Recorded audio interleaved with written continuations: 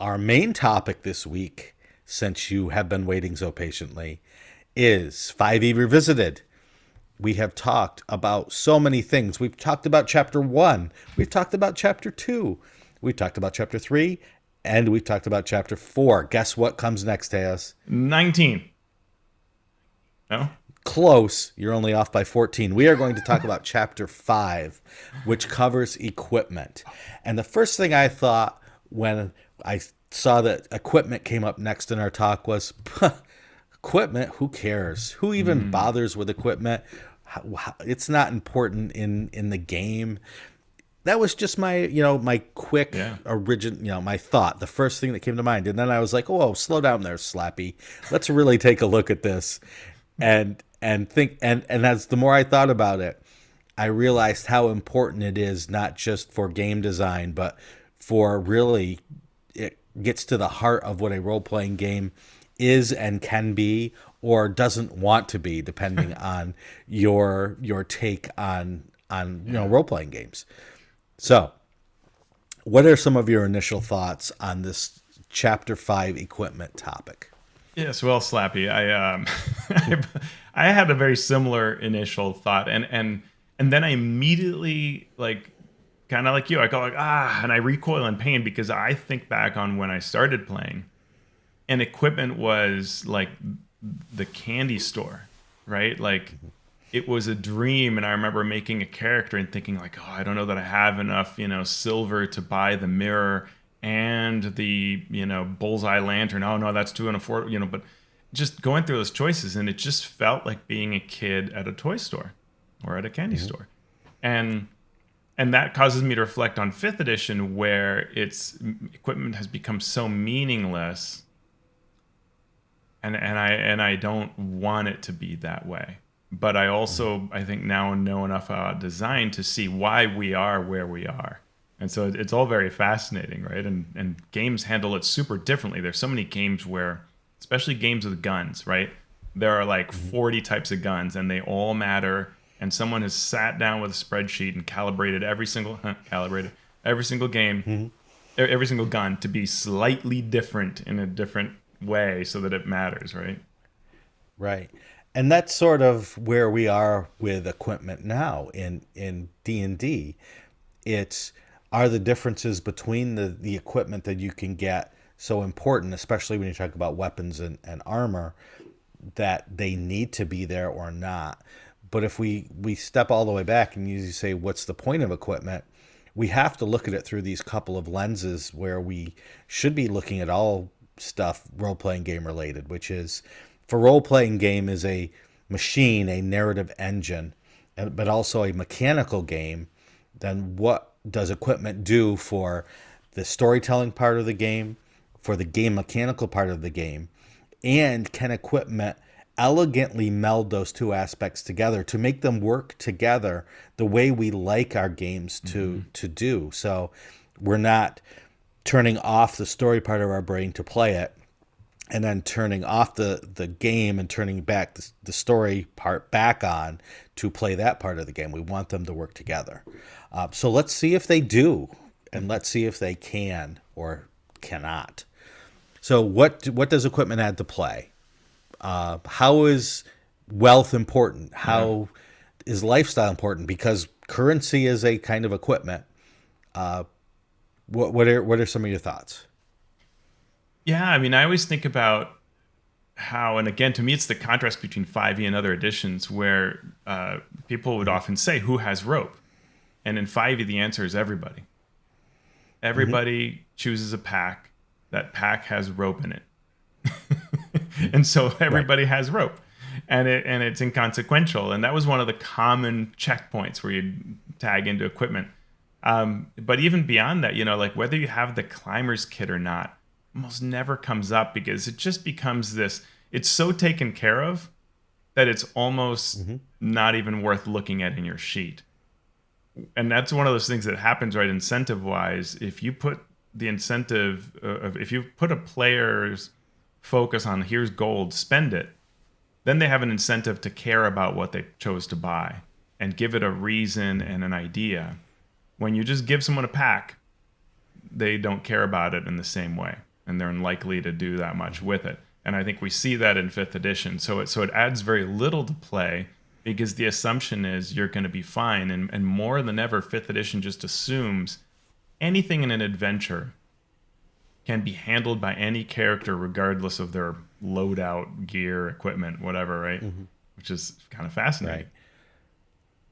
Yeah. There isn't, the game doesn't want there to be a scenario where, oh, you don't have a grappling hook, therefore you cannot complete this adventure as it has been created by the dungeon master or by the third party publisher or by Wizards of the Coast. But they also want a game where if you are someone who wants to spend every copper piece on equipment and think it through and try to maybe find some things that can give you an advantage, not just, okay, now we can continue because I have this, but we are going to win specifically because I do have this. They want that, they want to have all those knobs, as I said earlier, able to be turned. So that's why it's important. And I think of other games where there's like a gearing up section and how it has gone so great in some of them and so poorly in others. Yeah, like, That what do you I think thought of? it's worth mentioning. So the first thing, I've played Spycraft exactly once, and it was at a convention, and we had 3 hours basically to finish a 4 hour adventure. And I'd never played, so the first 20 minutes of it are, this is what your character is, this is what they can do, and now we're going to go through this thing, this gearing up section, and we know what our mission is, so we're going to talk about what we need. And basically 2 hours of the 2.5 hours we had left, we were debating and talking about what gear we could or couldn't take, and that included vehicles, and that included a bunch of stuff. Yeah. And if it had been 20 minutes of that, I would have been all over it. But 2 hours of it, it just dragged on and on and on. And in the end, it didn't really make that much of a difference in trying to complete this mission that it was worth. So I was like, if every adventure of Spycraft is like this, I don't want it. Right. And I can add real fast, having played a lot of Spycraft and worked with the designers, including on playtests of the someday Spycraft 3 that they will someday launch. They're aware of this issue, and it varies by adventure. In some adventures, it really, really matters, and it's really fun, right? Like having the cigarette case that actually has the ability to shoot a bullet out of it, or a recording device, or a record someone's face and make a mask out of it device. Like these things do super matter in some scenarios, but not in others, and they always take too long. And so one of the things they've often looked at is how do you reduce that time? Yeah. But it shows that, I mean, I think the reason it's there, right, is because we do know that in the fiction of the game, of the spy genre, that loadout that you choose for mission specific is really cool and really neat. The idea that, I'm going to climb up a sheer cliff to attack a castle, or I'm going to impersonate someone at a cocktail party. Like those are all very different ideas, and we want fun gear to shine and enable play. Now, another gearing up session that I played was in a paranoia game. And this worked beautifully for a few reasons. One, we didn't get to choose what our gear was. We were given gear. And the gear that we were given, because it's a comedic sort of game, was obviously going to malfunction. But we were forced to use it because part of our mission is to test this new gear. So there was this knowledge, there was this foreknowledge, they teed it up beautifully of, all right, you need to use this thing that can cut through anything. It can cut through literally anything, including the package that it's in, if you jostle it too much. Oh, wow. Right. So you know that at some point the room is going to shake, there's going to be jostling, and you are now going to have to deal with the fallout of this basically piece of dental floss, but it can cut through the core of the earth if it gets out of its little package, which of course it will. Well, yeah. So that sort of gearing up Hmm. had a purpose in the game that didn't take a lot of time, Yeah. but had a lot of resonance in the tone of the game as well as in the Hmm. actual playing of the game. Gamma World does that well as well, where you Yep. would get sort of these cards with equipment, and you'd even find junk that you're salvaging and Hmm. stuff, and you end up using it in really fun, clever ways. So yeah, sure. Yep. All right. So let's dig through this equipment section, going heading by heading. And the first heading is starting equipment. So currently in 5e, starting equipment is provided through two sources. And Teos, you can correct me if I'm wrong, but there's two sources, right? There's class and there's your background. Yep.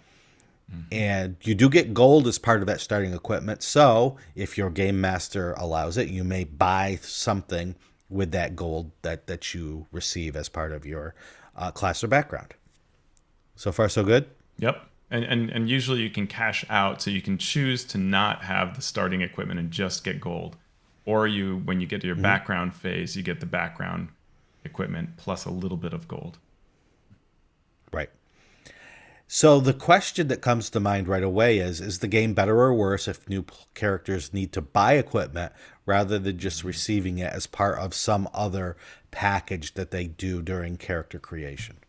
I mean, you know how I feel. I feel like these packages take away from the game, and they they they put it causes it to fade away and lose importance. The packs are all too similar because they're trying to not be a bad pack, right? I think that's the problem. Is when you make a pack for adventurers, you can't have the priest be just stuff to be priestly. It has to be for adventuring too. Otherwise, they're like, oh, I don't want that.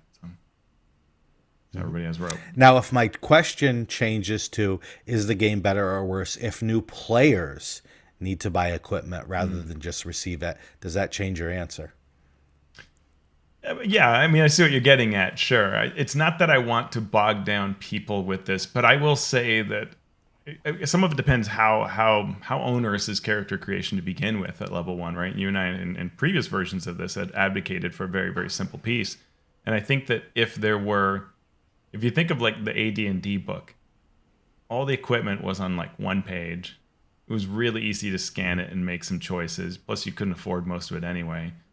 And then you were done, but you had some creative, neat ideas as to what you might do with these things. I think that's possible, right? But I think the game now wants to give you several pages of equipment, and then yes, that is a lot to do. But I guess maybe what it is that I don't want the packages to be what they are currently, right? To be so complete that we never need equipment ever again in our character lives, and so complete that they are all interchangeable and it doesn't matter which one you chose, right? Did you choose the Okay. diplomats pack? Ooh, like who cares?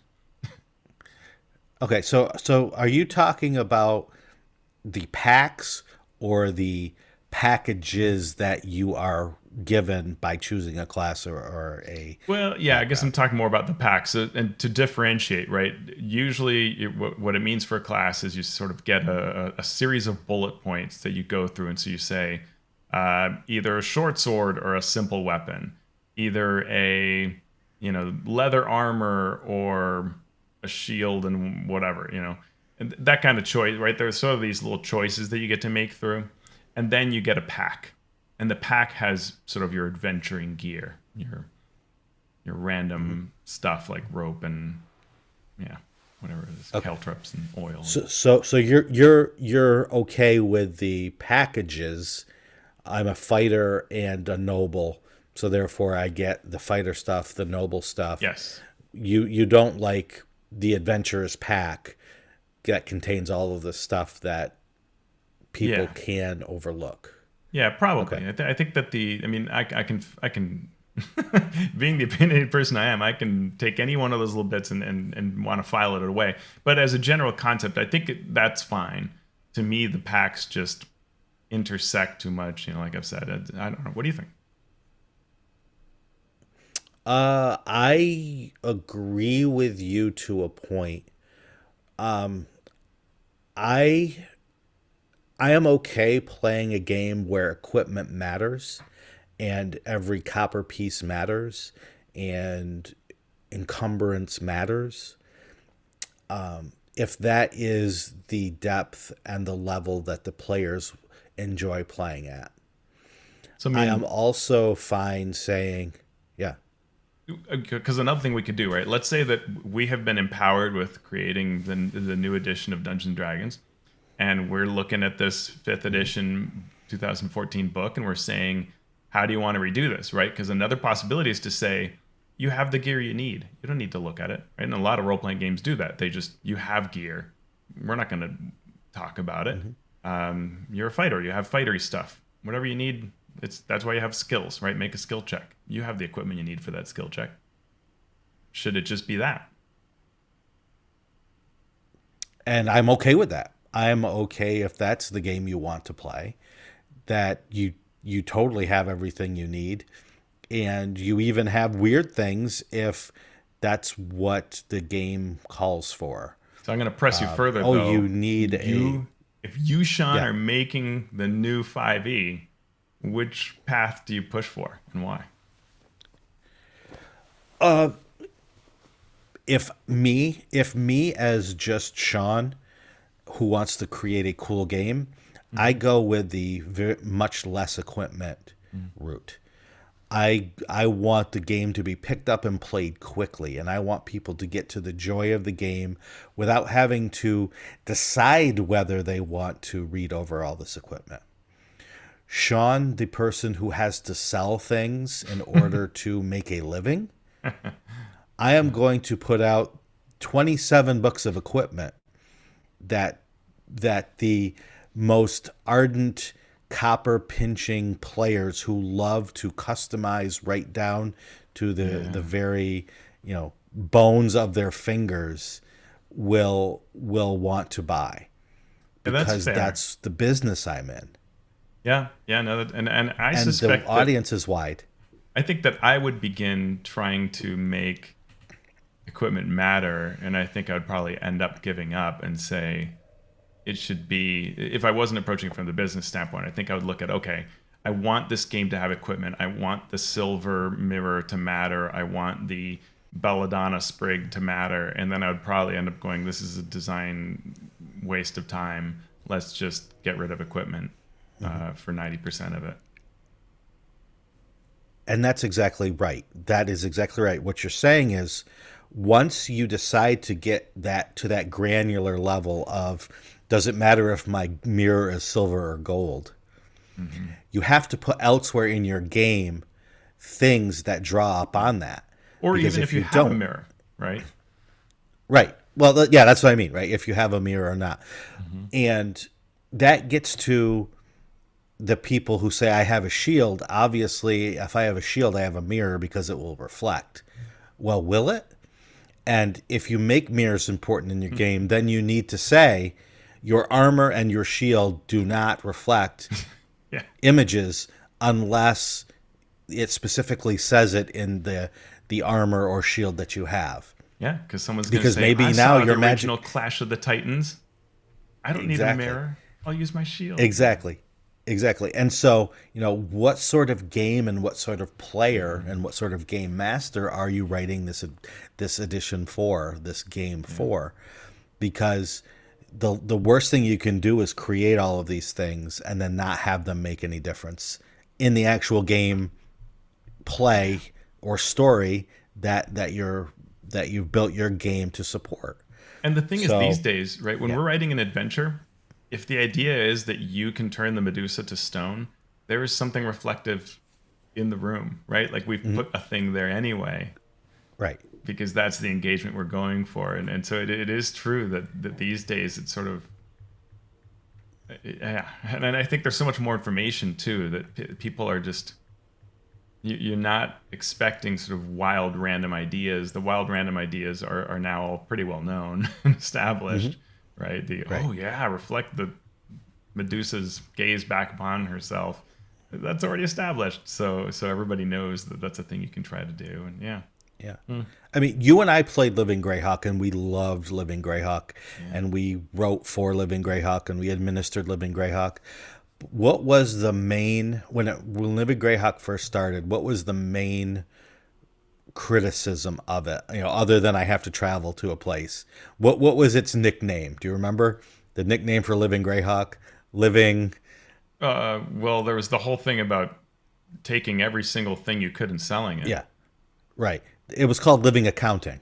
Oh, yeah, there was Yeah, that. Yes.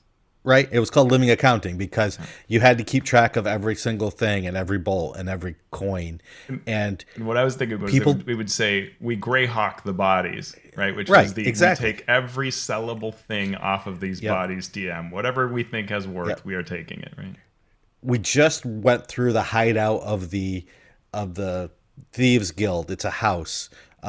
How many nails are in the floor? Mm-hmm. Because if we can come up with 10,000 nails, that's 10 gold pieces, and we had to keep track of every coin. And Yeah. there were sheets and sheets that you filled out. Right, living accounting, and people derided that, but there were people who loved that. Well, in third edition, there were a number of reasons why this mattered. There were in the organized play campaign, there were things that you could use your gold on that were campaign specific, but there were a number of costs that were incurred, especially when you upgraded equipment, right? And spellcasters dealt with this like crazy. They had the ability to, through a long process, create magic items, which required a ton of gold. And so having access to that was a really big deal. Now in fifth edition, the only thing that I ever hear characters doing with gold at a sort of smaller, medium level is buying endless numbers of potions of healing unless their DM goes, no. Right, exactly. And that segues perfectly into the next section Hmm. of chapter 5, which is wealth. Yeah. Right, it's a coinage with selling treasure. And as you said, apart from these small things like spell books or maybe consumable spell components, what is the need for wealth in 5e? And Did you we know, buy again, lots of I think potions of healing? I Yeah. feel like when we first started playing, buying an ale was something I thought about the way I did when I bought an ale coming out of college. Do I really want an ale? I should probably save this. Yeah. And I feel like now you can play at any level, and the characters are like, I buy everybody a round of ale. Mhm. like no one's ever doing any accounting, which is good on one Right. hand, right? But also there is no price sensitivity. It's either completely unaffordable, like it's a ship, it's a galleon, or it's just who cares because we have so much money. Right. And I know that there are probably people listening going, but my group does that. My group keeps track of every copper, and we love that. And that's okay. It's not wrong to love that, but you are probably not just in a minority, but are in an extreme minority. Most people don't want to do that. Yeah. And so, you know, just going by marketing numbers and what people want and what stops people from playing a game is this sort of inventory, deep math spreadsheet Yeah. thing that they just don't want to do. And so, when we look at wealth in 5e, there's not a great need for it unless you're going to buy a manor house, Hmm. unless you're going to spend it in this way that isn't really addressed deeply in the rules. Yeah. That's why when we did Acquisitions Incorporated, we tried to come up with ways that making your party a business would Hmm. then require you to not keep track of every copper piece, but use the money that you did get in interesting, fun, Yeah. strange, and story driving ways. Yeah. Yeah, And we absolutely. And also, and yeah. that came, from the very early concept, talking to Jerry Holkins and having him say, I want gold to matter, right? Because that Mhm. was his observation of fifth edition, right? Like gold should matter. And so in the rules for AC Inc., how you build up your franchise and whether it is a guild house or that you're selling things or you're, a bunch of traders, whatever it is, you use money in all these downtime activities, and to sustain what you've built, your group, you must continue to pay off things and see how it fares from month to month. Yep. And with Grim Hollow, the Ghostfire Gaming Hmm. setting, when we made the Monster Grimoire, we tried to do a similar thing, which is instead of just handing out magic items, take the monsters that you kill, the people you defeat, and find ways to create magic items using those components plus money plus time plus your skill. And in that way, money becomes more important. And you don't have to spend hours poring over books. You can just say, I know that this creature's claws can be made into daggers or weapons. So, all right, we have somebody who can do it. We have the time. And oh, look, we have the gold to do that. So here we go. And we can spend 20 minutes deciding what to make rather than 4 hours, adjudicating rules to see if we can make it. So I like that. One of the things that's really interesting to me in fifth edition is, and this comes to the next sections that are coming up, armor and shields and weapons. And I feel like fifth edition in particular takes us to a point where whatever I start with, I could really reach level 20 in it. I want to magic it, but that the choice is so sort of obvious for my class and even for range of classes that I'm going to pick a thing and I'm probably wearing that type for the end. And same thing with weapon. Whatever I choose, which boy does the game want it to be a long sword or a great sword, I'm going to be doing that till the end of time. What do you think of that?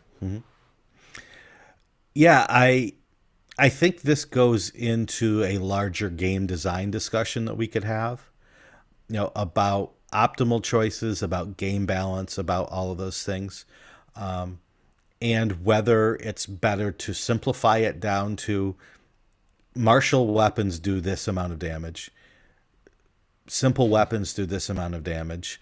So if you gain a proficiency, you will do a tiny bit more damage than someone who doesn't have, martial proficiency with weapons. Is that the direction you're headed in with that? Yeah, I mean, any of it, any direction's valid. It's fascinating to me to see. I think when I looked at the books the first time, I was like, "Hey, this is great." Like if I look at the armor right now, and I'm looking at it, and I'm going, "Hey, they're all slightly different, right? Hide is 12 plus Dex modifier, chain shirt 13 plus Dex, scale 14 plus Dex, but disadvantage on stealth, and so on." And so there are all these little bits, and there's some price differences. So I can't really afford a breastplate to begin with in the game. But Right. as I played fifth edition, I find that, well, there are just some real obvious choices. And with the exception of, say, like plate, half plate, breastplate, whatever I want, I'm going to have, and I don't need to change. And that seems a little boring to me. Yeah. Boring but quick. Boring Yeah. but let's ditch mechanics and let's just focus on story. Which again, we could say let's make a game that is quick, let's focus on story. But if you want to get into the details, then we can do that. Right. But let's talk about armor, light, heavy, medium. Right. Game design wise, there are different levels that 5e wants, right? You can have a high AC, but if you have a high AC, they want you to have lower hit points or lower attack bonus or lower damage output or lower ability to put special conditions onto your foes. So that's why you see a chainmail is the best starting equipment armor you can get as a fighter or a paladin. That gives you, it's a 16, right? Right. I think. Yep. And you AC can't 16. get a dex bonus with that. So Yep, if you got strength have, 13. if you're a fighter, paladin, have to have a strength of 13. You have your chainmail. You can add a shield to get a +2. So at first level, your armor class is going to be 18 at its highest, unless you take the fighting, the fighting thing of armored, Defensive and or then you get a whatever, yeah. +1, so you can get up to 19. Yeah, defense. You get up to 19, Yeah. but that's what the game wants you to. If you are completely tanking out, 19 is as high as you're going to go, and then you don't get to make an offhand attack. You don't get to wield a weapon two-handed, so you're going to do a little bit lower damage. And so the game wants that balance. And what do players want, especially the power gaming types? They want to break that balance, right? Sure. They want the 19 armor class, but also having the most hit points, and also having the highest attack bonus, and also doing the most damage output, Yeah. and also being able to put conditions on people. And so that's what the game is constantly fighting against, is letting someone be the best at everything. That's why, heavy armor has that strength requirement, because I otherwise guess. strength becomes a dump stat. Right. And I guess what I can't really resolve for myself here is, I'm curious what you think. Is what 5e does a very clever, hey, you feel like equipment matters when you're choosing it, and now it can fade into the background, and that's actually really elegant and smart? Or should we just be saying, hey, a paladin has AC X? Like, is this good? Is what we have really great, or should this be improved upon? Again, it depends on what audience you're trying to reach. I think it would be great for the players at the table that really want to get into the story of the game. And the story of the game, I'm using finger quotes, can mean a lot of different things. Because some people say, running up and hitting the monster until it dies is a fun story, and that can be Mm-hmm. true. But I'm talking about the getting into the social lives of your characters and showing Yeah. the dramatic tension within the character and between the character, and that sort of game is slowed down and succumbs to a lot of the mathematics that you dig into in a game. Well, and that's especially true. I mean, armor is sort of one thing. There's only so much story that you're telling there. But weapons is one where I've often wanted to do that, where I'll say like, I want to wield a sickle. That seems cool, right? And Mm-hmm. then you look at the sickle and you go, ooh, 1d4 slashing. Probably shouldn't wield a sickle, and you end up wielding the same thing that your class would always. Right. And then you realize, well, I'm going to be attacking with my cantrip anyway. So Right. this is really all completely meaningless. And should that be that meaningless? Exactly. And do we want a game, as Teos says, where if you're a paladin, this is your armor class. If you're a paladin, this is the damage you do, either a range or a set number with a successful melee attack, and you can flavor that in any way you want. You could be a paladin wielding a sickle or a scythe, and if your character wields it one-handed, then it's a one-handed sickle somehow. If your character class says it's two-handed, then it can be a two-handed dagger that's a special stabbing dagger, I Yeah. guess. I mean, whatever you want to say it. Flavor it any way you want. Add your cool story stuff to it, and just let the mechanics be exactly what the mechanics need to be to make a game that is balanced and doesn't allow people to power game their way into what being something that the game doesn't want them to be. Yeah, I mean it's super interesting. If the martial weapons, the simple weapons, each of them have enough variety that clearly they're trying to represent the things that a game should have, right? A Mm-hmm. medieval type fantasy game should have. So we see a flail and we see a mace, but because of where the rules are these days, clerics don't have to just carry blunt weapons. So Mm-hmm. flails, nobody's using a flail, nobody's using a morning star, nobody's using a mace, right? But they're all here. Right. And I find Exactly. that Exactly. fascinating. They all do, either the same amount of damage or slightly less than a better weapon Right. would give. What's more important, I think, are the game balance things of like melee versus ranged. Mm. Should a melee weapon do more damage than a ranged weapon, because the game wants to reward people who are putting their characters in danger, to be Hmm. more, to balance that out. Your reward for stepping into danger is you can do more damage. And should a game do that? Yes, Yeah, I no, generally say probably all of the no above. because I think that although it's something that players don't usually understand, when you are fighting at ranged, say always hidden or always out of reach, now you are not a focus at all for any monsters, and your party, whatever the party size was, became much smaller in terms of the hit point pool. Mhm. And your Yeah, other characters are going to get hurt way more, right? true. And so that's its own Yes. impact. Yep. And you'll finish And every like, encounter going, "I didn't get hit again," and everyone will look at you, and then they'll say, "Well, we need to rest." right. And so then we get properties of weapons, versatile, right? Hmm. What does versatile mean? It means it essentially does one more point of damage on average if you wield it two-handed than if you had wielded it one-handed. And what are you Right. giving up by wielding it two-handed? You're giving up +2 to your armor class. You're giving up the ability to have something else in Hmm. that hand, etc. Like I saw the property heavy, and I was like, what exactly does heavy mean? Does it mean it uses strength instead of dex? No, that's not what it means. Heavy heavy means that small characters can't use it. Yeah. That's all. Yeah. That's all. Yeah. So you want to use a halberd little halfling. Sorry, No. halberds can't Well, use with disadvantage. Yeah. without gaining Yeah. disadvantage. Yeah. Yeah. So right, those sorts of things.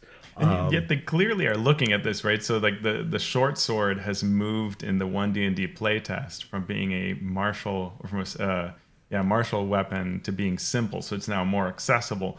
So, they cared to do that, which I found very fascinating, right? Like we want to, and I almost feel like the 1D&D playtest was a little bit trying to say, hey, why don't you start with a short sword, and you'll want to upgrade a step later.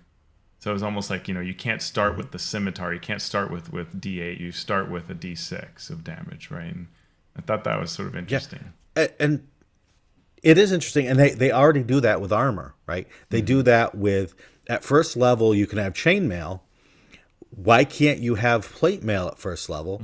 Well, you can't afford it, right? Hmm. And we don't want to deal with those armor classes that get up into the 20s or mid 20s Yeah. until you get to fifth or sixth level. And how do they do that? They do that using wealth. They do that using gold. You can't afford that plate armor until you have the 1,500 gold pieces. And we're assuming that based on our other rules that you can't get to that until your fourth, fifth, sixth level, thereabouts. And they could totally do that with weapons. You just have to make sure that the players and the DMs understand that's why you're doing that. You need to tell them rather than trying to trick them into this sort of progression. Just say, it's not until this level where you get access to these greater weapons, and we do that Yeah. for a reason. Hmm. Yeah. So Super interesting. there's we have adventuring gear, we have tools, we have trade goods, we have expenses and trinkets. We could probably spend whole shows talking about each of these things and really digging down into the mechanics of why they're there and what they do. Some of them are there to solve problems. Hmm. Some of them are there to give you a boost if you have the right tool for the right job.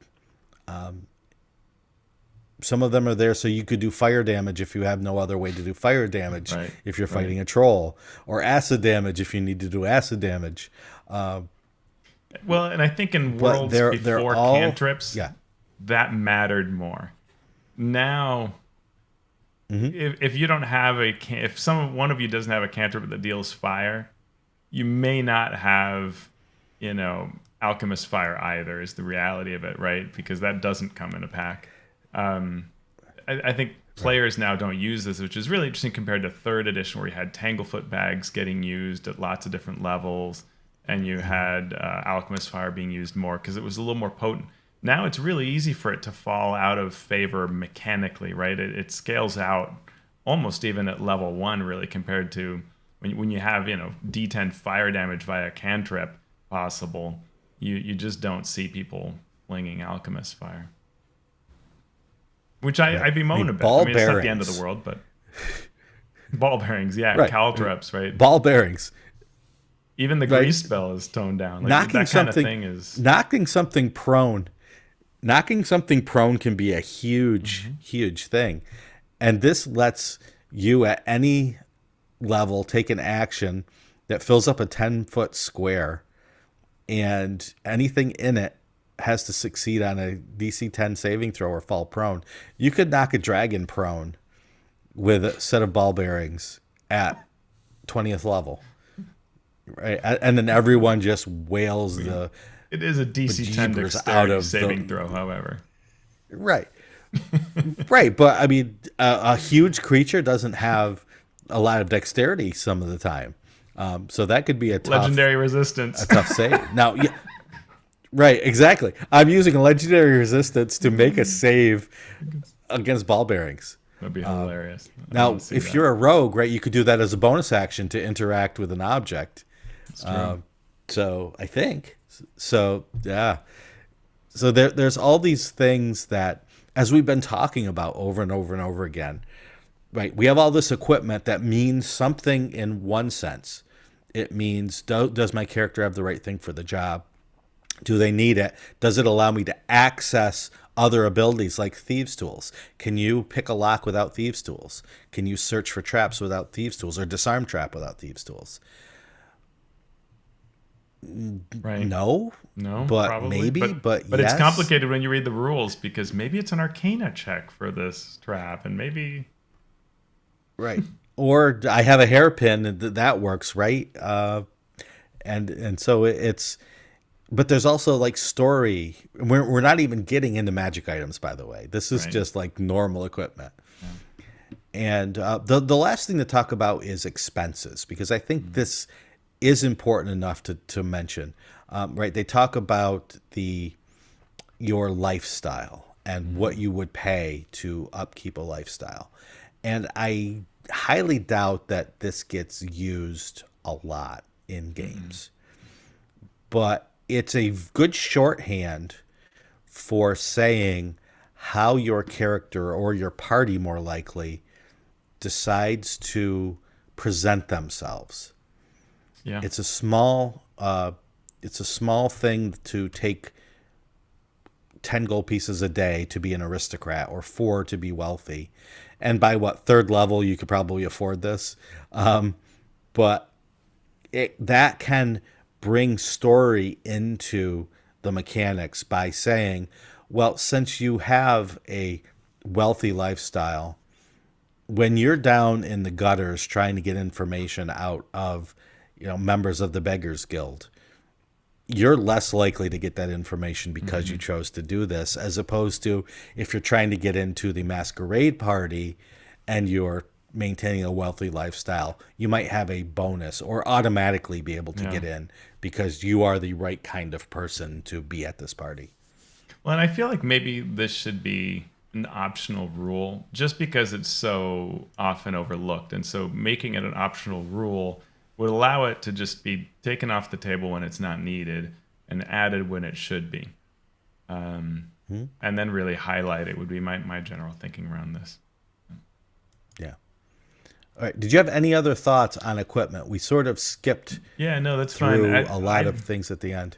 I think the trinkets are a really clever thing. It just fades into the background because there are already a number of things that you're doing at level one to sort of define your characters. But I do really like that addition to the game. I think it's a fun hook that kind of towards the end of character creation, right? You roll on this table and go, oh, hey, I have this weird thing, and maybe I want to use that. I think trinkets come into play more in my games than Mm, the adventuring packs do, yeah. because it is the last thing you do, and it's so odd that it Mm-hmm. tends to stick in people's minds. Yeah. If you made everything in the bag a trinket, uh, right, your rope and your grappling hook and your crowbar are Yeah. actually just trinkets, it would probably get more use. Awesome. Well, that is chapter 5, and next time, barring a release from 1D&D, we will probably be looking at chapter 6, which are the customization options such as multiclassing and feats. And to close, we would like to thank our patrons who have rushed forth to keep the lights on here. You can become a patron of the show by going to patreon.com/mastering dungeons. And we would like to thank our Master of Dungeons supporters and give this special shout out to our Master of Realms and Master of the Multiverse patrons. If you are one of these, we're going to give you a shout out if you would like to have your name changed or put in a business instead or just be omitted from these mentions. Please just let us know and we will do so. But our Master of the Realm, John Steele Skelton, and Master of the Multiverse, Craig Bailey, John Carney, Darren Chandler, Robin Dermay, Ben Heisler and Paige Lightman, Sean Hurst, Brian King, Eric Mengi, Nanakra, Joe Tyler, and Graham Ward. Thank you so much for your support. Thank you. Yeah, hugely appreciate it. And it is, this support has really made us feel great because there was a lot of trepidation about the changes we were making with the show and whether they would be desired by listeners. And so it's meant a lot, and your kind words have meant a lot to us.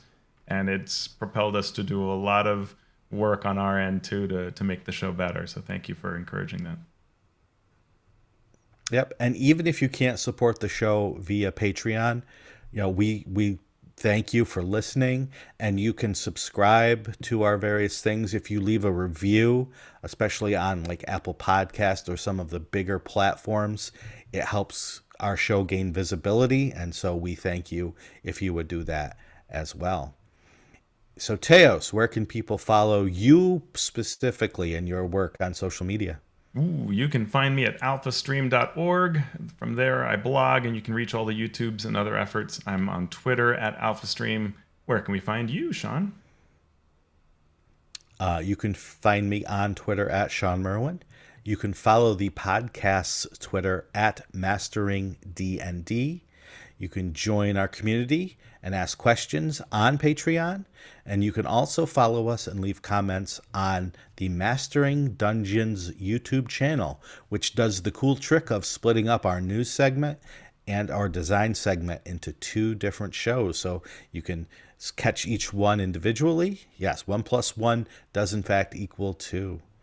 So Teos, now that we've finished recording, what are we going to do now? Ooh, I'm going to use my rope to climb and my grappling hook to climb up the back of this beast, and then gonna shove my alchemist fire in its mouth, and it's gonna explode from the inside. Mm-hmm. And I'm just gonna do it without having the need to buy all of those things.